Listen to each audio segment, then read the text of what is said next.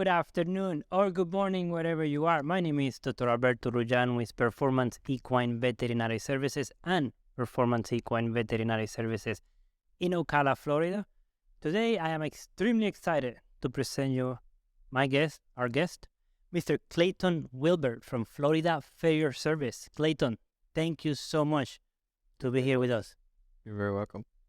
This is an exciting time, exciting day, because Clayton is a very, very, very knowledgeable, experienced farrier, and many of you have asked me to talk about feet.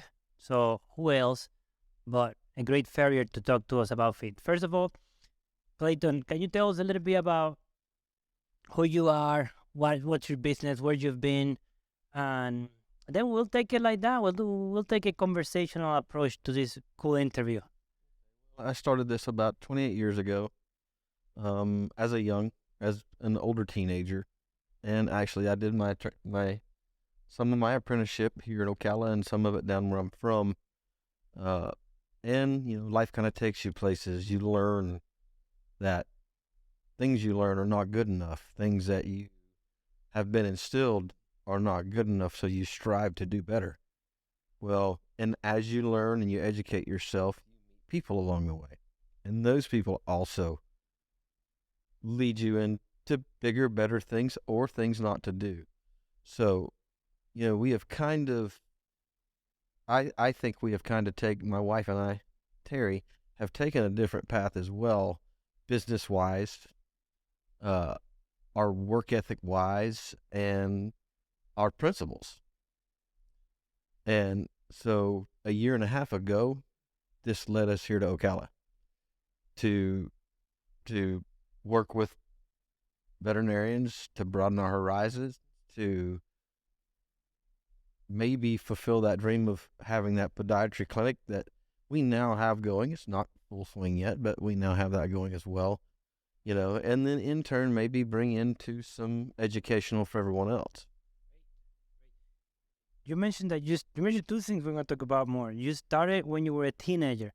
For these young kids, young men or women who want to get into farrier since they're young, how did you start? Can they see how you started this by listening to you today?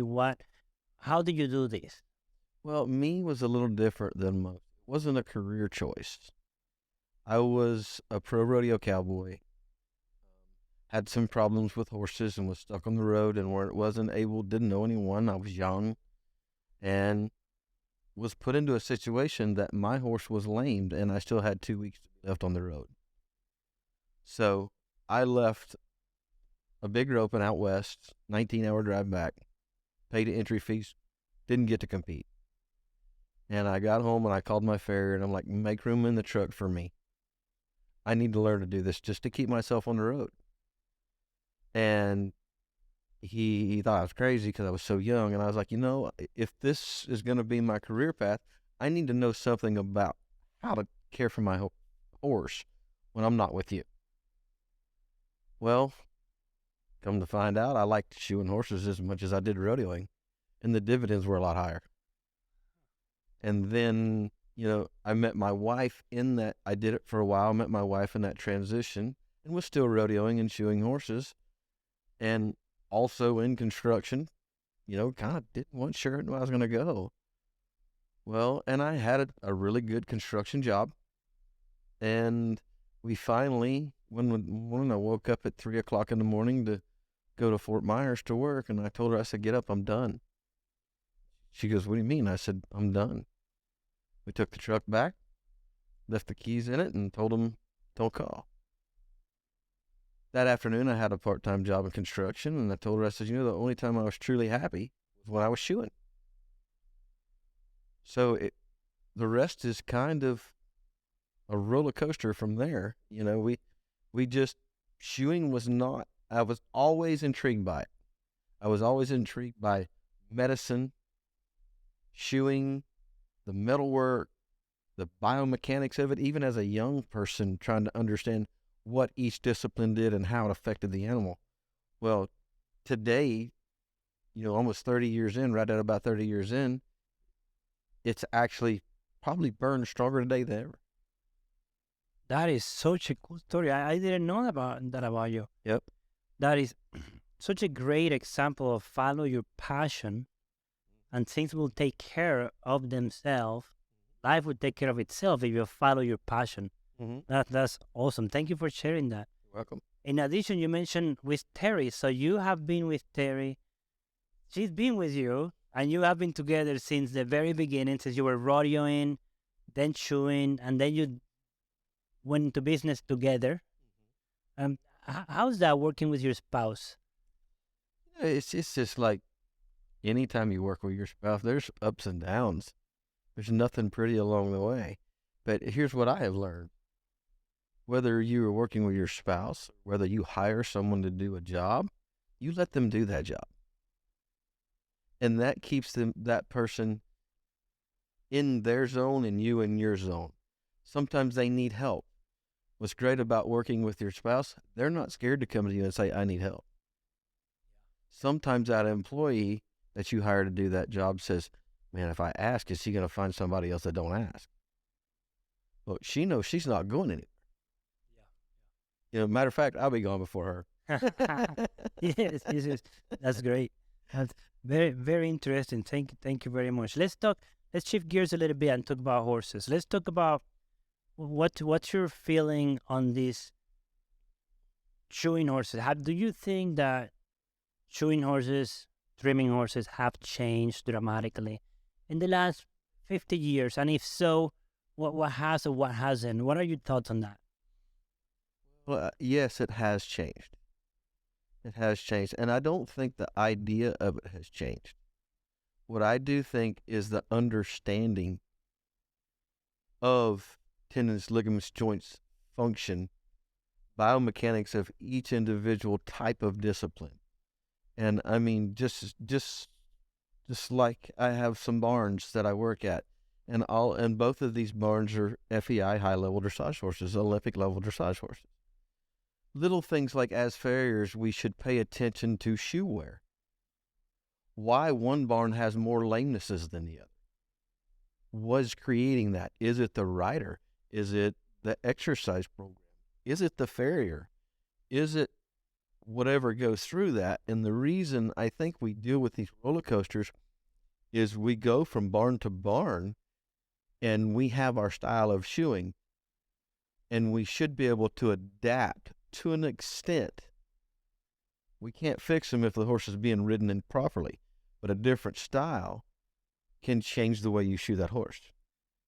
And at the end result, they go to the Olympics and are battling it out head to head.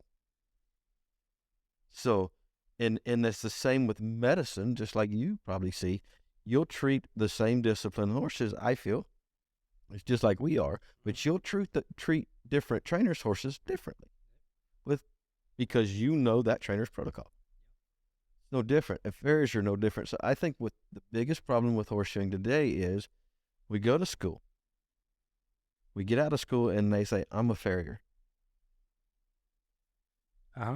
And they don't get with a seasoned guy and do a meaningful, timeful apprenticeship.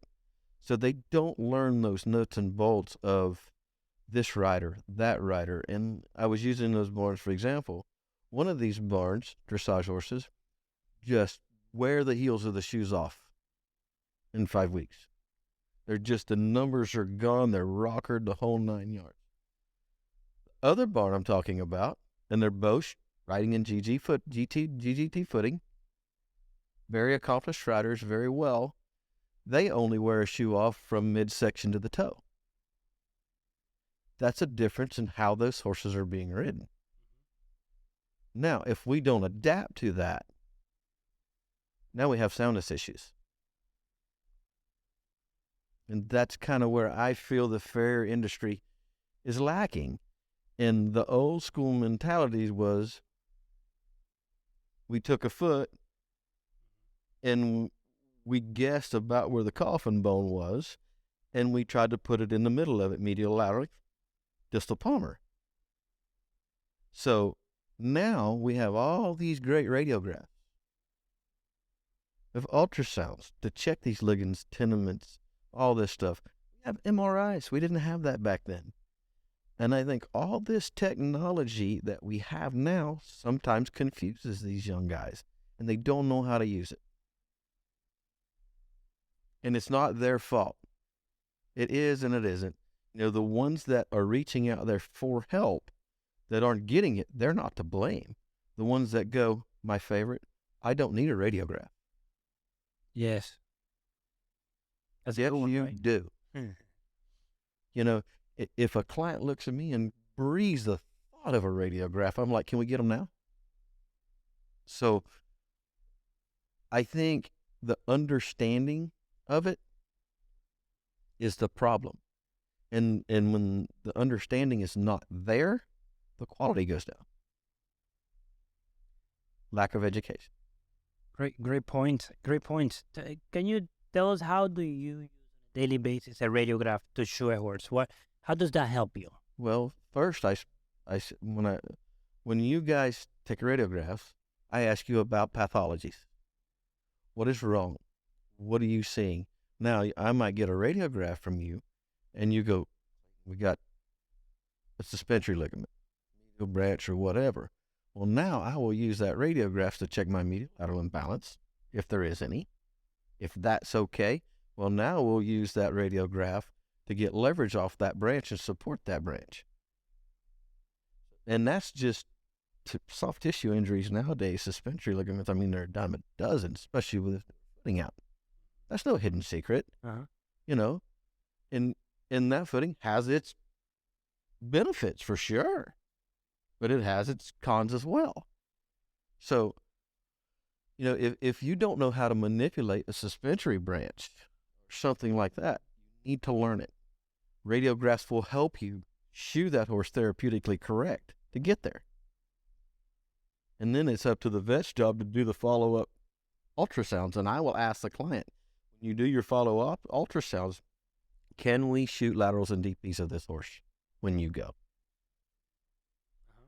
Because that monitors my work. There's no room for error. And if there was one thing that I could have day to day, and it was cost effective as a farrier and legally correct, would be an X-ray machine on my rig. Yes. Yep, I agree. And I think it should be utilized. I think, and these horses, I don't care if it's a high level horse or not. If it's a $500 horse in the backyard, to the right person, that horse is worth $1 million. That horse should be radiographed yearly. Horses that are performing hard, working at an athletic level, high athletic, should be twice yearly. And that's how I feel. Those are great points. I'm learning from this interview a lot. That's absolutely. And to me, that's not going and hunting for problems. That is maintenance. Should be maintenance. That's awesome. This is going to be a great point to take a break, and we'll come back to our next episode. We're going to talk a lot more then about anatomy, a little bit more about balance, some biomechanics, and some foot problems. We'll be back.